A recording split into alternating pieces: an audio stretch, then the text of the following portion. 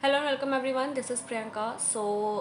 In this video, we will cover the topic of parts of speech. In the previous video, I have already explained about the vocabulary.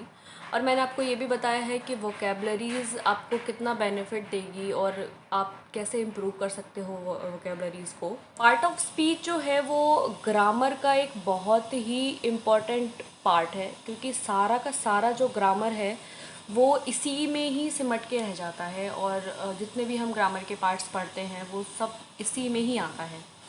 तो एक बहुत ही important topic कह सकते हैं, इसको समझना बहुत ज़रूरी है क्योंकि हमारा जो बेस है वो भी इससे कवर होगा और हम ग्रामर का जो बेसिक अंडरस्टैंडिंग है जो इसकी वो भी हम अच्छे से ले पाएंगे। There are 8 parts of speech in the English language. इसमें noun, pronoun, verb, adjective, adverb, prepositions, conjunctions, interjection, ये सारे टॉपिक्स इसमें पार्ट ऑफ स्पीच में आते हैं। एक एक करके हम सारे टॉपिक्स को कवर करेंगे और मैं इससे रिलेटेड जो फिलअप्स आते हैं एग्ज़ाम में मैं वो भी कवर करा दूंगी, तो आपको और भी आपकी जो अंडरस्टैंडिंग है इस टॉपिक को लेकर वो भी इम्प्रूव हो जाएगी। I am not giving you brief introduction, I am just giving you the overview of all topics, क्योंकि डिटेल में पढ़कर आपको कोई बेनिफिट नहीं मिलने वाला। इसलिए बस आपको एक जनरल अंडरस्टैंडिंग होनी चाहिए कि नाउन क्या होते हैं।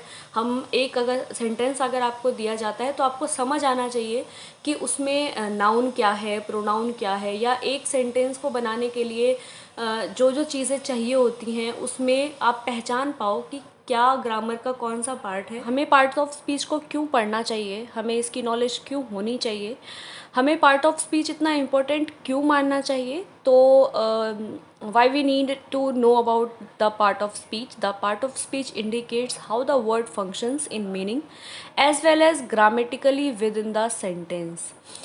अगर आपको एक मीनिंगफुल सेंटेंस बनाना है, आपको जानना है कि जो सेंटेंस आप लिख रहे हैं, जो वर्ड आप यूज़ कर रहे हैं, उसका फंक्शन क्या है, उसका सही मतलब क्या है, उसको आप सही से पढ़ पाएँ, सही से समझ पाएँ, उसमें उसको एक सही तरीके से स्ट्रक्चर्ड फॉर्म में अगर आपको लिखना है तो आपको पार्ट ऑफ स्पीच की नॉलेज होनी चाहिए, क्योंकि ये बहुत ज़्यादा इम्पॉर्टेंट है। इसलिए हम पार्ट ऑफ स्पीच पढ़ते हैं। पार्ट ऑफ स्पीच का बहुत बड़ा रोल है हमारे इंग्लिश लैंग्वेज में, इंग्लिश ग्रामर में।